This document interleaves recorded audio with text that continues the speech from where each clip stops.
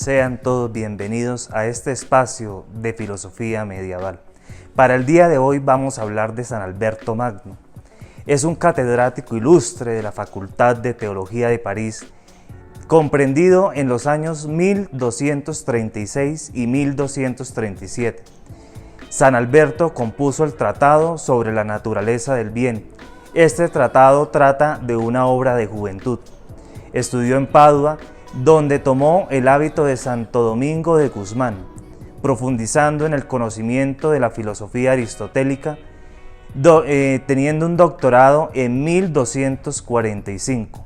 También desempeñó un trabajo en distintos conventos a lo largo de su permanencia en Alemania. Él en la Universidad de París tradujo, comentó y a la vez clasificó textos antiguos, especialmente de Aristóteles. San Alberto Magno no veía los experimentos como lo veían los fundadores de la ciencia moderna y en especial Galileo Galilei, teniendo en cuenta la opinión y la experimentación que consistía en observar, en describir y clasificar. De esta manera, pues más en general, el plan de la obra de San Alberto Magno distingue el bien en sí y por sí, es decir, Dios y el bien por el cual todas las cosas son buenas, es decir, el bien de la naturaleza. Miremos de una manera pues más general, con el ánimo de exponer de una manera muy sucinta los dos primeros tratados que él me dio, teniendo por el cual el primer tratado que comienza definiendo el bien de la naturaleza como una identificación con el orden en cuanto a todas las cosas creadas están ordenadas a él y según Agustín distinguiéndose en él. En el modo, la figura y el orden, a esta distinción lleva el libro de la sabiduría, donde se lee a Dios en una disposición de todas las cosas según el número, la medida y su peso. En el segundo tratado tenemos las buenas a primeras, definido que es el bien genérico, puesto San Alberto Magno, con continuas referencias a la Biblia y a los padres, muestra que está bien y se manifiesta en el hombre. Cuando hacemos lo que debemos hacer o dejamos de hacerlo, viene a menos que dejamos de hacer lo que debemos hacer y hacemos lo que no debemos hacer. Se reconquista y considerando con una atención a la materia de nuestras acciones y cumpliendo frecuentemente las buenas acciones para adquirir agilidad en hacer el bien.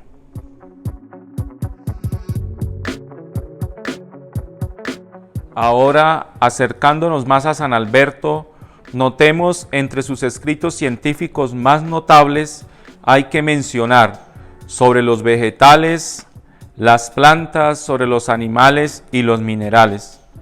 San Alberto es un admirador de la filosofía y de la ciencia de Aristóteles. Ahora en sus méritos más importantes o relevantes consiste en haber introducido el aristotelismo en el pensamiento cristiano. Una de las líneas más importantes que sigue San Alberto es la de Aristóteles y San Agustín. Son los dos maestros a los que San Alberto se refiere ciertamente y basándose en ellos traza la distinción entre la filosofía y teología, manifestando que estas son dos ciencias específicas que se distinguen por sus propios principios de conocimiento, por el sujeto y por el objeto que tratan y por el fin que se proponen. Es decir, tanto el filósofo como el teólogo se ocupan de la existencia de Dios, pero desde las perspectivas diferentes y con resultados y finalidades completamente distintos. Según San Alberto, las diferencias entre el conocimiento filosófico de Dios y su conocimiento teológico son por lo menos 5. La primera consiste en que el conocimiento filosófico se avanza solo a través de la razón, mientras que con la fe se llega más allá de la razón. La filosofía de partes premisas deben ser deben ser conocidas por sí mismas, es decir, inmediatamente evidentes en la fe. La filosofía surge de la experiencia de las cosas creadas, la fe en cambio parte de Dios. La cuarta, la razón nos dice que es Dios, pero la fe dentro de ciertos límites. La quinta, la filosofía constituye un procedimiento puramente teórico, mientras que la fe implica un proceso intelectivo afectivo, porque afecta a la existencia del hombre con el amor de Dios. Ahora y con gran notoriedad, en el avance que hemos venido desarrollando sobre este gran maestro, encontraremos las relaciones específicas frente a sus clarificaciones que son de gran notoriedad para este proceso de distensión que se nos ha presentado dicho abordaje. Por eso es el único que prueba el filósofo que es el mundo. No puede haberse iniciado a través de un movimiento autogenerativo, pero no llega la idea de la creación de la que en cambio parte el teólogo. Para el teólogo, en cambio, el mundo fue creado y el alma individual es inmortal. En resumen, las cosas teológicas no coinciden en sus principios filosóficos.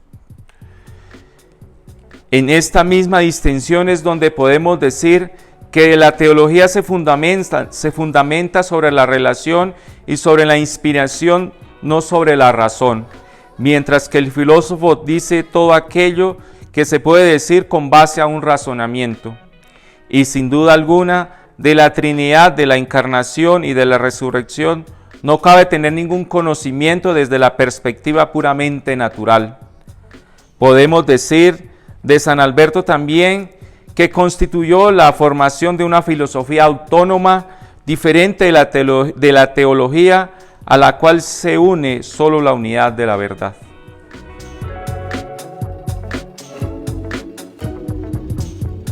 Voy a resaltar unos aspectos de San Alberto Magno. Al caer en cuenta de la autonomía de la filosofía y del uso que se podía hacer de la filosofía aristotélica para ordenar la teología, reescribió las obras del filósofo. Aplicó el método y los principios aristotélicos al estudio de la teología, por lo que fue el iniciador del sistema escolástico, que su discípulo Tomás de Aquino había de perfeccionar. Fue el principal creador del sistema predilecto de la Iglesia. Él reunió y seleccionó los materiales, echó los fundamentos y Santo Tomás construyó el edificio. Ahora analizaremos unos planteamientos de San Alberto. Alberto tenía gran interés por el estudio de la naturaleza. En base a las observaciones que realizaba en sus viajes, llegó incluso a contradecir afirmaciones del propio Aristóteles. En otras palabras, San Alberto Magno contribuyó así a la formación de una filosofía autónoma, distinta de la teología y unidad con ella solo por la unidad de verdad.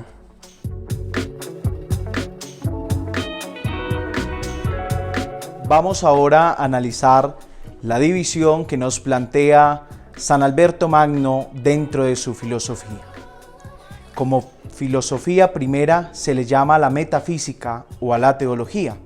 Como filosofía segunda sería en su orden natural la matemática, incluye el movimiento pero no en el orden mental.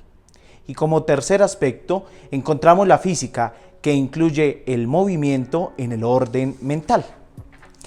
En este orden, como datos específicos, podemos decir que San Alberto se ocupó de cuestiones científicas y no solo de problemas filosóficos y teológicos, ofreciendo así una serie de observaciones originales acerca de los vegetales, los minerales y los animales.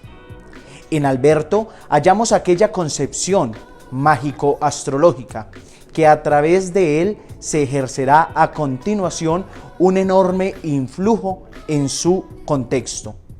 Un opositor de la magia negra, ya que ésta convoca o invoca a las fuerzas demoníacas. Asimismo, es un opositor contundente de la astrología, ya que ésta pretende determinar la influencia de los astros sobre el destino humano y por tanto priva al hombre de su libertad. Alberto defiende la magia natural porque ésta nos da testimonio de la infinita fuerza de la causa primera que conserva la unidad de las cosas. Para concluir de esta manera los apartados que hemos tratado y que se han abordado, como datos generales y específicos, podemos decir que San Alberto es el patrono de los cultores de las ciencias naturales. Es un hombre abierto a lo universal, un escritor, un profesor inalcanzable. San Alberto estudia e investiga y analiza todo en función de la santa predicación, utilizando los métodos de la observación, de la descripción y la clasificación.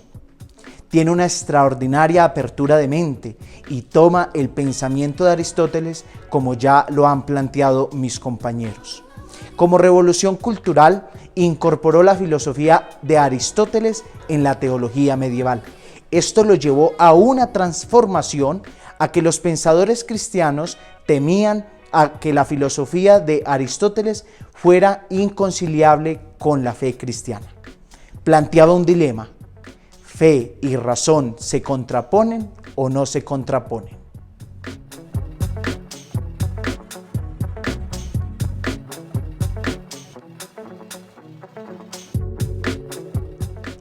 En un vistazo hacia el apartado 7.4 de Santo Tomás, tomamos como la estructura fundamental de la metafísica y en base a ello podemos decir las siguientes dos puntos. Estructura fundamental de la metafísica. Primero, el ente lógico. Indica cualquier cosa existente. Puede que sea lógico o real. Segundo punto, su expresión mediante el verbo copulativo ser. Su función consiste en unir diversos conceptos, sin pretender con ello que estos existan efectivamente en realidad.